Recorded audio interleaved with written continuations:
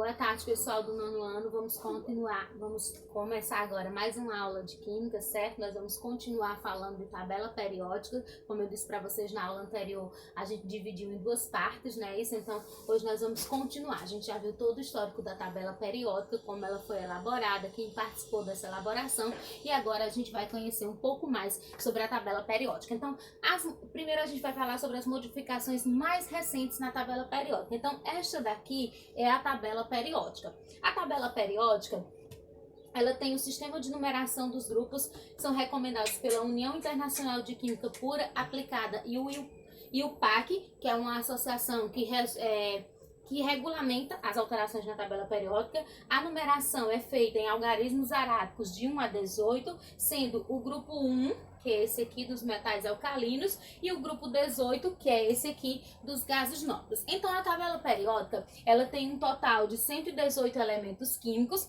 sendo assim constituída. Ela é constituída de 18 linhas verticais e 7 linhas horizontais. 1, 2, 3, 4, 5, 6, 7. As linhas verticais recebem o nome de famílias ou grupos. As linhas horizontais recebem o nome de períodos, certo? Nós temos ainda também outra divisão. Eu chamo na tabela periódica esses elementos aqui de elementos de transição. Esses aqui, eu chamo esses dois grupos aqui e esses aqui, eu chamo de elementos representativos. E aí, esses elementos representativos, eles têm nomes específicos. Cada grupo ou família recebe um nome em particular. Vocês podem ver que aqui embaixo eu tenho destacado essa parte aqui, série dos lantanídeos e série dos actinídeos. Por que essa parte está destacada? Esses elementos eles foram descobertos depois da tabela periódica estar mais ou menos esquematizada. Então, se colocasse ele na tabela, a tabela perderia o seu formato. Então, o que foi feito? Foi reservado um espaço na tabela para eles, de tanto a tanto, e aí eles são colocados aqui embaixo para não alterar a estrutura da tabela periódica. Tá certo, pessoal? Aqui o princípio de construção da tabela periódica atual está baseado em que as semelhanças nas propriedades químicas dos elementos são justificadas pelas semelhanças de suas eletrosferas. Lembrando que a eletrosfera é a região do átomo onde nós temos os elétrons, tá certo? Uma coisa interessante também, uma informação para vocês, é que o número do período indica o número de camadas que o elemento possui. Ou seja, um elemento que está no período 1 tem uma camada eletrônica, aquelas que a gente falou, K, L, M, N, O, P e Q. O elemento que está no terceiro período, 3 camadas. No quarto, 4 camadas.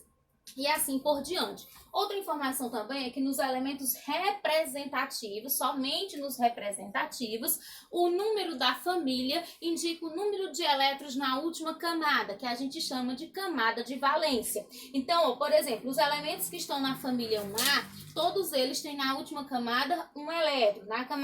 Na família 2A, na última camada tem 2 elétrons. Família 3A, 3 elétrons. 4A, 4 elétrons. E assim por diante. Tá certo, pessoal? Então, aqui é mais um modelo de tabela periódica e vamos seguir, certo? Aqui tem o que eu já acabei de falar para vocês, né? À medida que percorremos um período, as propriedades físicas variam regularmente. Então, por isso que o nome da tabela é tabela periódica, porque as características elas vão mudando periodicamente, por isso que a gente tem os períodos, né?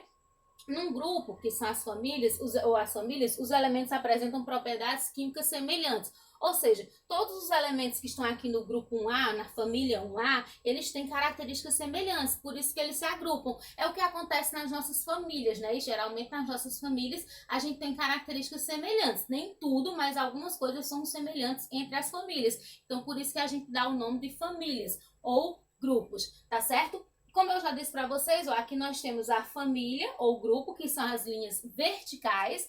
As linhas horizontais vão formar os períodos ou séries, que é primeiro, segundo, terceiro, quarto, quinto, sexto, sétimo período, certo? E aqui nós temos a série dos lantanídeos e série dos actinídeos, que, como eu expliquei, estão destacados porque se colocasse na tabela, eles iam alongar, deformar a tabela periódica, tá certo?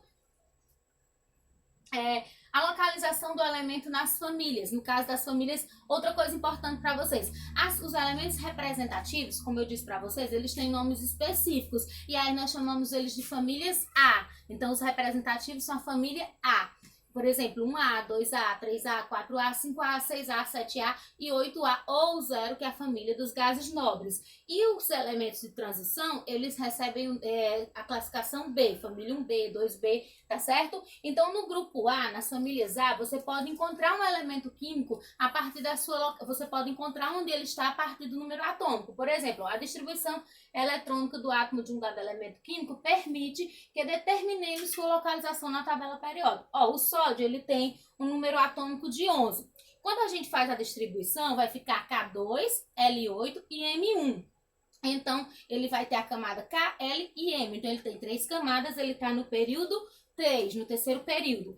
E ele vai ter um elétron na última camada, então eu sei que ele está lá na família 1A, que é os metais alcalinos, certo? Aqui são os nomes que eu falei para vocês. Essa questão dos nomes é muito importante que vocês memorizem, tá bom? Então, aqui, ó, os metais, na família 1A, nós temos os metais alcalinos. Na 2A, alcalinos terrosos. Na 3A, nós temos a família ou grupo do boro. Na 4A, nós temos o grupo do carbono, ou família do carbono. Na 15, ou a 5A, nós temos o grupo do nitrogênio, ou família do nitrogênio.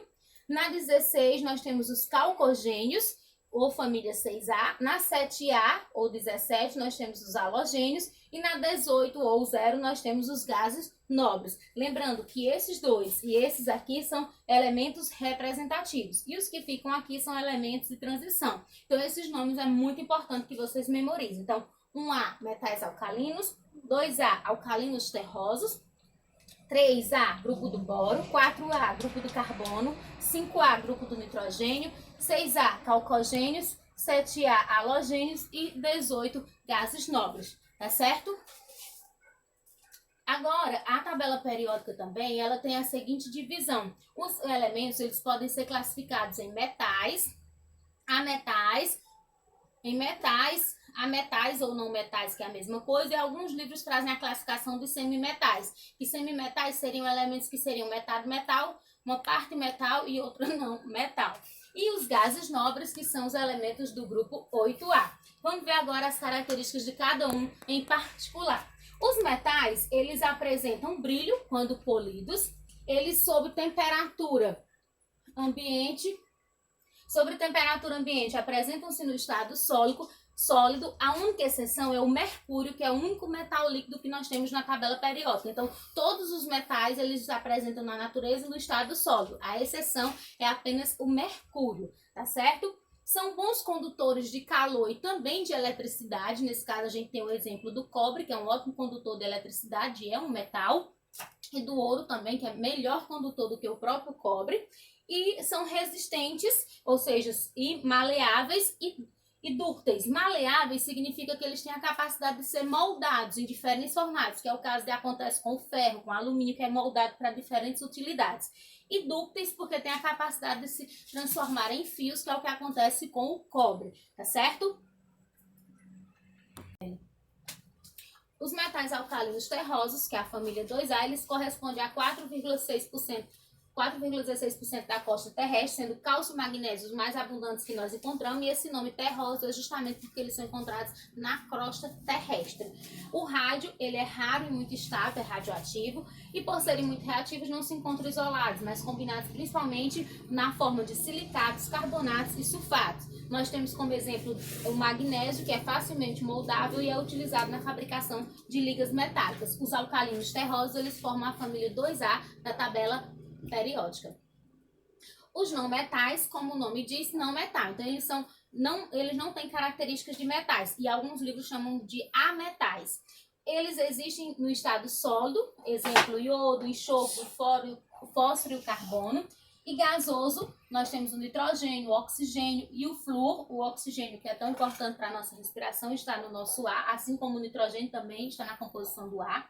A exceção é um bromo, que é um não metal que está no estado líquido. Não apresentam brilho, São exceções o iodo e o carbono, sobre a forma de diamante, que apresenta brilho, não conduzem bem o calor e a eletricidade, com exceção do carbono, que na forma de grafite pode conduzir calor. Geralmente possuem mais de 4 elétrons na última camada eletrônica, que eles têm a tendência a ganhar elétrons, transformando-se em íons negativos. Já os metais, eles têm tendência em perder elétrons, transformando-se em íons positivos. Então, vocês podem ver que há metais e não metais, e metais têm características opostas, certo?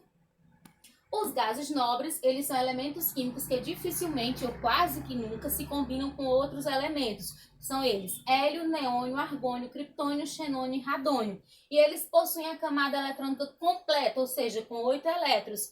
A única exceção é o hélio, que possui uma única camada, K, que está completa com 2 elétrons. Esse é o motivo que torna eles receber esse nome de gases nobres, porque eles não se misturam com nenhum outros elementos da tabela periódica. Por isso, esse nome de nobre, já que estão com a última camada completa, certo? Sim.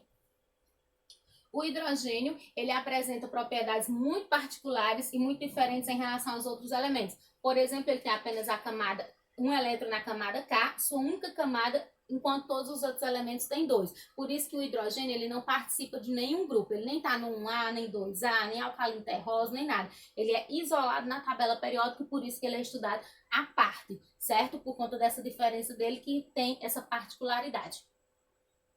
E aqui são só os elementos essenciais à vida. Então, aqui é a lista dos elementos que são essenciais à vida. Destes, dos 90 elementos naturais, 25 são essenciais para o nosso organismo e apenas 4, hidrogênio, carbono, nitrogênio e oxigênio, perfazem 99,3% de todos os átomos do nosso corpo, que aqui é a parte onde a gente estuda em química orgânica, que a gente estuda os compostos orgânicos. Tá certo, pessoal? Então, por hoje era só. Um abraço.